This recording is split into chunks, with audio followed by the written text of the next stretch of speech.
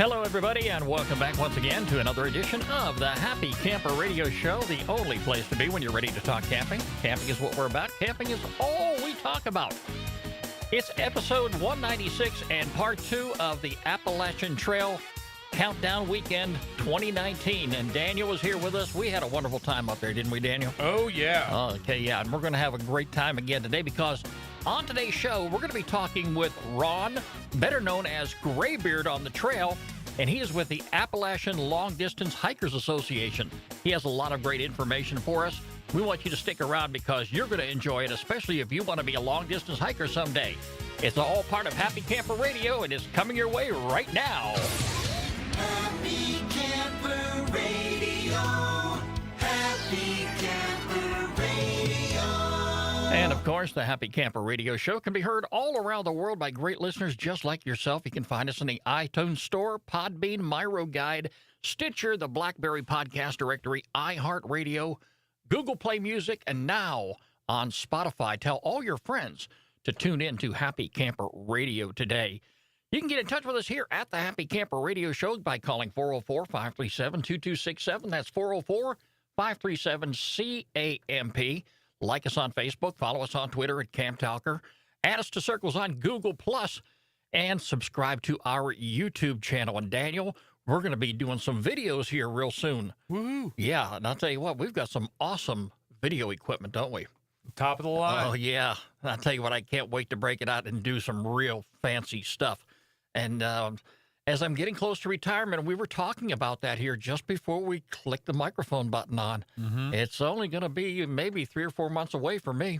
We can't wait. Oh, yeah. Well, you can't wait. What, you retiring too? Well, I'm living vicariously through you and your retirement, I guess. Oh, okay. Well, I'll tell you what, you let me go ahead and plan the camping trips, and then since you've got all this government time built up that you get to take off just about any time you want. I mean, yeah. Daniel, every time I turn around, you're taking time off. You know, that's the way it is. That's the way us postal workers work. You know, we don't like to work in the rain. We call in, and, you know, we like to take it easy. We like the simple life. Well, considering the amount of rain we've had here in the past couple of years, yeah, you did take a lot of time off. But that's not good camping weather for me, and I'm not about to go ahead and get into an RV. I mean, I love the primitive camping. I love being in the outdoors. And a lot of the folks that we got to meet up on the Appalachian Trail kickoff weekend, Daniel, they're out there right now. Mm-hmm. Yeah. I was thinking about that today as I was in the backyard burning some brush, my own backyard campfire, and I had it going all day long. Thank heavens today was a burn day in our county, so Yep. I was able to burn brush back there legally, and just the smell of that burning wood, I mean, I'm ready to get out there right now. I was sitting down thinking about some of the folks that I got to meet for the very first time at the Appalachian Trail kickoff event up there at Amicalola Falls. But I'm thinking about those folks, and they're hiking the trail right now, and probably, since it's now getting dark, they're probably cooking dinner and getting ready to jump in their sleeping bag here. Yeah. Because I don't know if there's too many people that actually hike the trail at night, do they? Sometimes it just depends on, you know, what you want to do. I mean, if it's nice outside, like usually during the summertime, I'm thinking about the Appalachian Trail is, you know, if it's summertime, it's hot. It's very easy to night hike because all you have to do is get to that next shelter or whatever, and then, you know, lay out your sleeping bag, lay out your pad or whatever, and just fall out. I mean, with the AT, I mean, I don't know if I've explained this before, but with the AT, they have these things called shelters, and I don't know what our listeners are thinking, but it's basically a 3-walled room, and there's one open space, and it's just a space where you throw your sleeping bags, throw your pad, put your, pack somewhere and just knock out. It pretty much takes the place of a tent. And so, like I said before, night hiking is pretty easy if you just need 5 or 6 more miles to get to that next shelter, and it's, 10 o'clock at night, and then, you can sleep till, 7 or 8 in the morning and, do it again or whatever. But, I mean, night hiking, it's interesting. You want to have a headlamp. You want to have a really good headlamp that's charged and everything, and that's important. And I wouldn't suggest doing it by yourself. I would suggest doing it with people and, be aware of your surroundings because, you can still trip and fall and everything. But, safety in numbers. But yeah, it's a different experience. I've never done it myself, but I would like to try it sometime. But yeah, it is an option. Of course, people do get to meet other people on the trail, and relationships are formed throughout the entire venture. Whether yeah. you're calling it quits halfway through, or you're a through hiker and you're going all the way to the very end, but you're going to meet a lot of people. And one of the things I remember when we sat down at that panel that our friend Gary Sizer held, there's like 5 individuals on there, and they says you move at your own pace. Yep. There's no right way or wrong way to hike the trail, meaning that, if you want to take the day off and just relax and just kick back, you can do that. Yep. There's no rules that says you can't. And that's what's really nice about the trail. And I learned a lot just from you sitting around talking. You were talking about the being a trail angel. Oh, and yeah. I might very well do that. Yeah. Ron got me all pumped up when he was talking, and we're going to be hearing from him momentarily. But, if I can't hike the trail, which, at my age, I'm really not in good shape. It would probably take me a couple years to work out and do what I need to do if I was going to make that venture. But, to become a trail angel, like you said, and with all my camping gear and all my cooking gear, to actually set up somewhere and to meet these hikers as they're coming off the trail, getting ready to cross the road onto their next venture. And if I can set up camp, and if I can cook a breakfast for them or do something, even like you said, sit down and hand out candy bars. Yeah. I wouldn't mind doing that at all. So It's pretty fun. right. But anyway, we did have the opportunity to talk to Ron, and his name on the trail is Graybeard. And I only wonder why somebody would call him that. He is with the Appalachian Long Distance Hikers Association, and he had a wealth of information. I really enjoyed his conversation that I had, and we're going to hear from him right now in Dawson County, Georgia. It's Skip again from Amicalola Falls, and we are here for the kickoff of Appalachian Trail 2019, and joining us is Ron Graybeard. Ron, how'd you come up with the name Graybeard? I was the oldest guy on the trail. So as a result, traditionally, names are given to you on the trail as a long-distance hiker. You're out on the trail, and usually you do something stupid. In my case, I was the old man, so I became known as the Graybeard as I go up and down the trail. I'm with the Appalachian Long Distance Hikers Association. There are 31 clubs that maintain the Appalachian Trail. We are the only club that focuses on the hiker. We are also the producer of the Through Hiker's Companion. It is a guidebook that we put together. We have 40 people on the trail in October to get the data, because things are always changing out there, and we get the most current data we can on the facilities. Facilities are important, such as hostels, where to go eat, where to get your clothes clean, where to get a shower, what the shutters are, and we work hard with those 40 people to get the book ready by November so we can get it out in December. It's a great book. The neat thing about it is you can take it apart. By putting it in a microwave, you can melt the glue and you can take out pages. So your trail angel can mail it to you at hostels. These are inexpensive places along the trail. Some are more expensive than others, but we tend to work with the low budget ones, the ones that you go there for donations. We put out about 80 boxes a year to these low-cost hostels so that cleaning supplies can be there, because invariably we're at the beginning. March 1st is the beginning of the people. It goes right straight through to about the 15th of April, where people who want to through hike the trail. That means they start at one end of the trail and hike 5 or 6 months to the other end. We start at Springer Mountain, we head north, and the zenith, or the end of it, is Mount Katahdin, an awesome climb up a hill. Recently, because we've had so many people on the trail, what we've done is we've switched it around. We now have what we call the flip-floppers. The flip-floppers start in the middle of the trail at Harper's Ferry, and they go north, ahead of the people that started down here in Georgia. They get up to Katahdin, they flip, they come down and either stop at Harper's Ferry and come south to Springer, or they go, we call what we a wraparound. They come all the way down to Springer and hike north to Harper's Ferry. Harper's Ferry is a great historical place, a great way to end a trail. If you're not going to end it at the omega, if you will, of the trail, that would be Katahdin.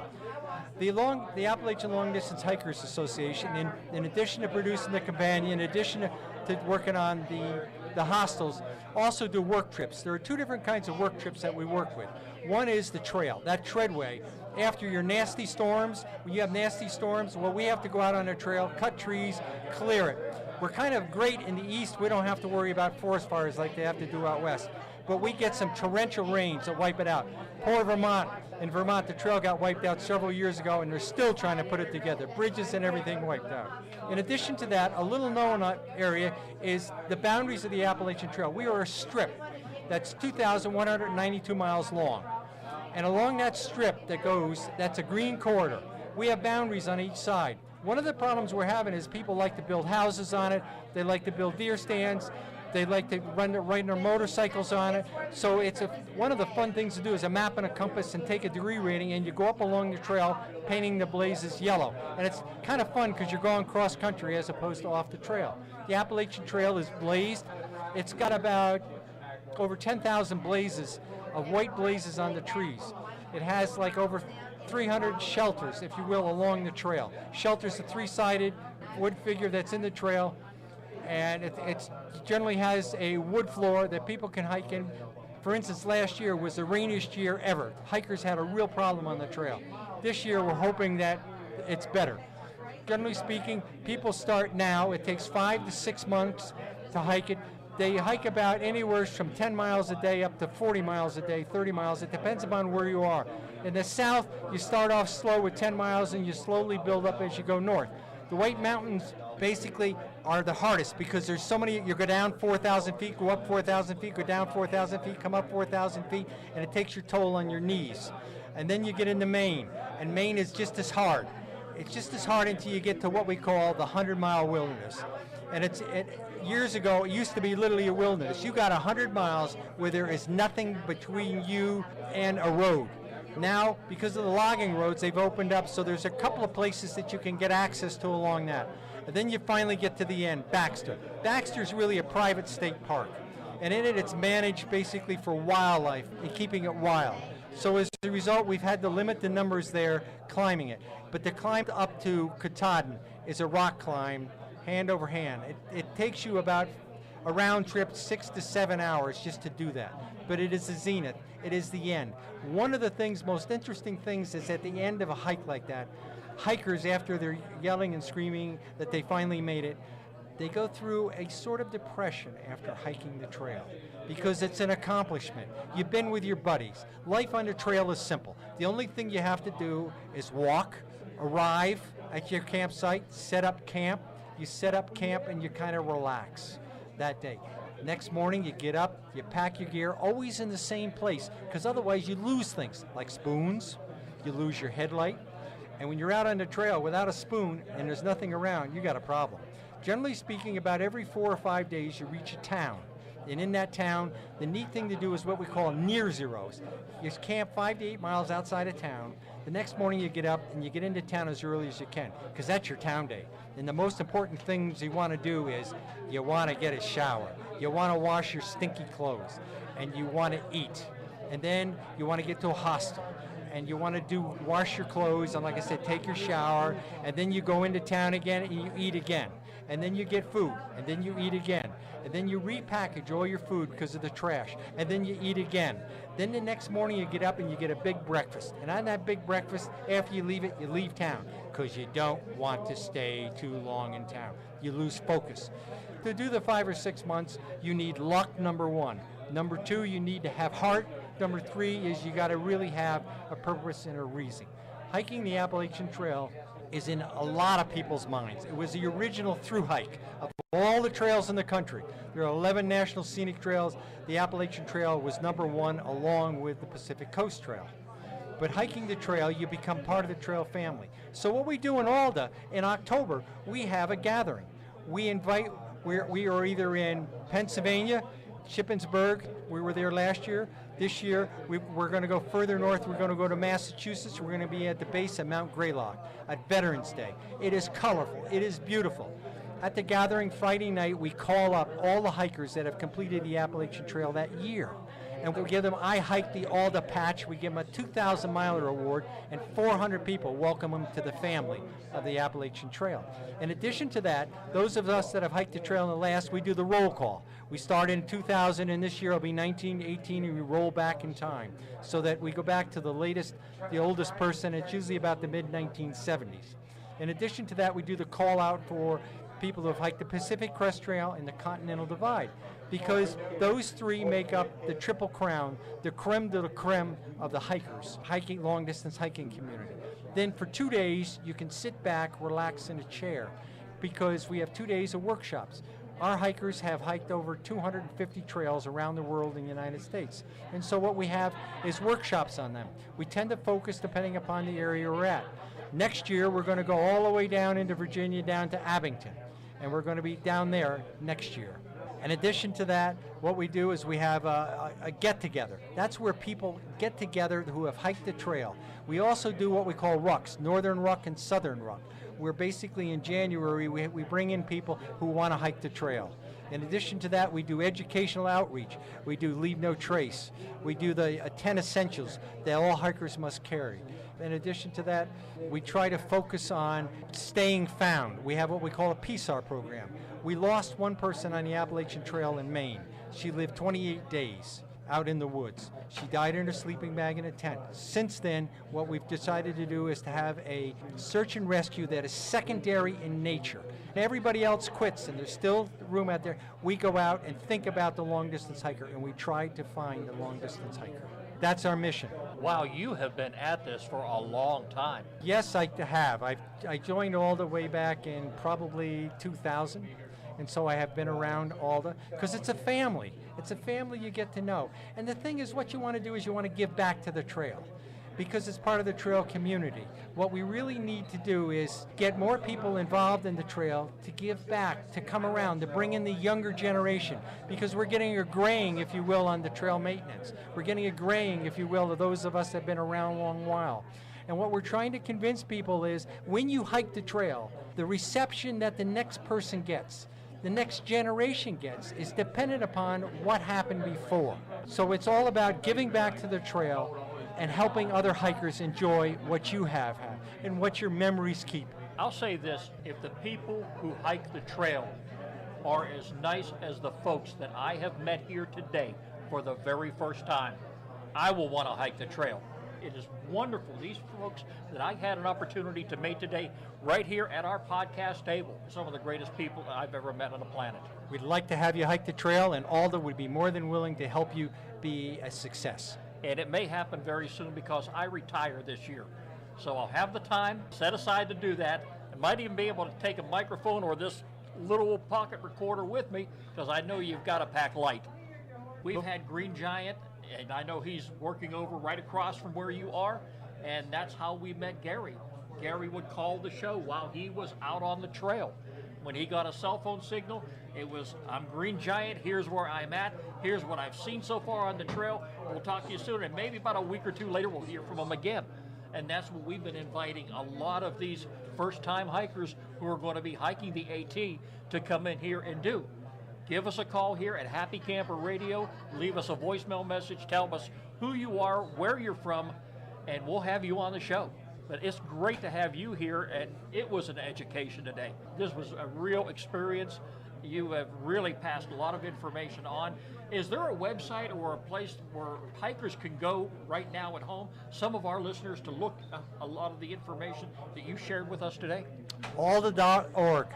And one of the great things to do is, if you want to get information, the great thing to do is, everybody's got advice, and everybody will talk about gear. But the important thing is, what works for you is what matters. There is no one set pack. There's no one set of shoes. It depends upon where you're hiking and what your body fits. So we're more than willing to help you, to show you your options. But ALDHA.org puts it out. But attend the AT kickoff down here. Attend Trail Days. Trail Days is an amazing thing in Damascus. We've got numerous people there. And again, it's a great way to learn, is by listening to other people. Go out, try a pack on. Do not buy it through the mail, because you got to try it on. It's got to fit. Your shoes, try 3 or 4 different brands.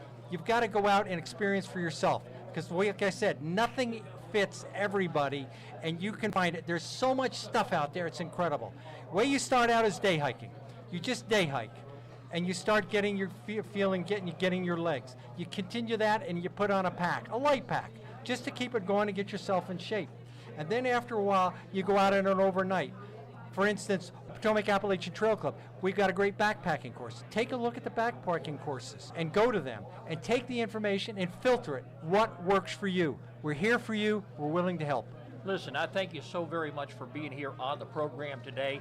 And if I ever make it out there on the trail, I hope to see you there.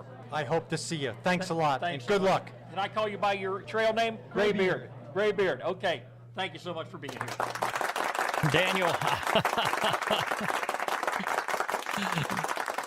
Now, Ron was working at the booth across from where you and Gary were sitting. Uh-huh. And I went over and I asked him, because he had all the brochures and everything, and I really didn't know too much about what ALDHA was at that particular point, but asked him if he wanted to be on the show. And he came over, and I had no clue that he was loaded with all that information. That was just a small sampling. It sounded like he got you pretty motivated. You were ready to get out there that day. It sounded that's pretty crazy. You just sit there and listen. Yeah. You saw I didn't interrupt him once. Yeah. I didn't. Yeah, because makes you excited. Yeah, and his booth, like I says, he provided some information to me, which I have here in the studio, and I really haven't had the time lately to read over it. But if you are going to hike the Appalachian Trail and you're going to do it for the very first time, like he says, you definitely want to go attend Trail Days, which I understand is coming up in May. Yeah, I'll be out there. I mean, I could probably bring a microphone or something. We could get some interviews for the show, and, we could do a little remote thing. Part 2 of the Appalachian Trail 2019 and, just another aspect of it. So I'm kind of looking forward to that. We're taking about a week off. We're going to be up there for a while, and I'm going to get to experience that for the first time. And Trail Days, like he says, that's a 2 or 3 day event right there, and it's very large. A lot of folks show up, and a lot of them are just hiking on through, aren't they, when that happens? Yeah, it's a big thing. It's a lot of gear companies come, a lot of places come to help out hikers, and they I know they do like physical examinations, look at your feet and your nails and everything, and they have a lot of outfitters there, like that help you with your gear, and maybe if you have a rip or a tear or something, they'll fix your gear for you. So I mean, I've never been to it, so I'm pretty excited about going, but it's a very big event, and there's a lot of people there, and every year they have a parade of that year's hikers through the town of Damascus, and then they have it from years before, and it's a big ordeal. I mean, they have got videos on YouTube of Trail Days whatever year, and it's really cool. It's just a big party and a bunch of hikers and campers just getting together and having a good time. And of course, I've already got in touch with the organizers up there, and I'm inquiring right now as we speak about bringing Happy Camper Radio on remote there next year, just like we did this year at the kickoff for the 2019 Appalachian Trail at Amicalola Falls. And like Graybeard said, come to these events. That's how you learn. That's how you get started. That's how you meet the right people who are going to teach you the right way. It's one thing to say, okay, I'm going to throw on a pack and I'm going to start hiking. It doesn't work like that. You really don't know what you're getting into until you actually get out there, and you really need to be loaded with all of that information before you start hiking. Now, again, if you want to get in touch with Graybeard, and if you want to learn more about the Appalachian Long Distance Hikers Association, it's ALDHA.org. That's ALDHA.org. I'm going to have a link to it on happycamperradio.com, and you'll be able to find it there as well. But you definitely want to go ahead and get all the information you need. And if you have the opportunity to speaking one-on-one with Ron Graybeard, he's going to teach you the right way, and you're going to have all the information that you need to make a very positive, rational decision anytime that you want to hike, whether it be the Appalachian Trail or even a hike in your state, wherever you may live. So you definitely keep all of that in mind. ALDHA.org, the Appalachian Long Distance Hikers Association. It's time now for our featured campground of the week here on the Happy Camper Radio Show. Happy Camper Radio. Happy Camper Radio.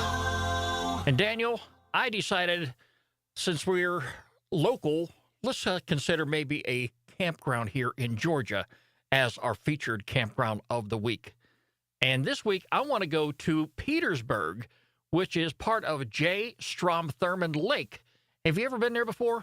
I think that's on the border, South Carolina, near Augusta. I think you're absolutely right. I have not been there, but I'm going to tell you what, I read all the details here online, and I think it's going to be an excellent campsite for this week's featured campground of the week. Now, this particular campground is open from what it appears to be year-round.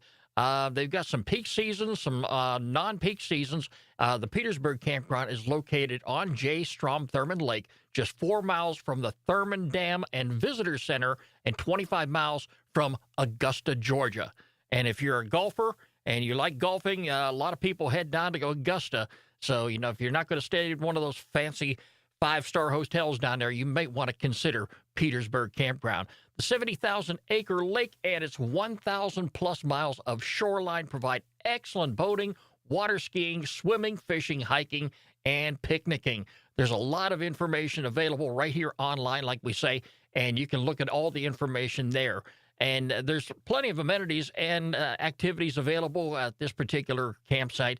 They have accessible flush toilets, dump station, entrance station, fish cleaning station, laundry facilities, payphones, showers, you name it. A whole lot of information. And be sure you check out some of the information and photographs in their media gallery. You want to get an idea what J. Strom Thurmond Lake is about and what Petersburg Campground is about, you can find it right there. And I'm going to have a link to it all week long on Happy Camper Radio. And if you don't have a recreation.gov account, you may want to consider signing up for one. There's a little button right in the upper right-hand corner. It's a blue button now. It says sign up. And if you want to log in, you can do it there too.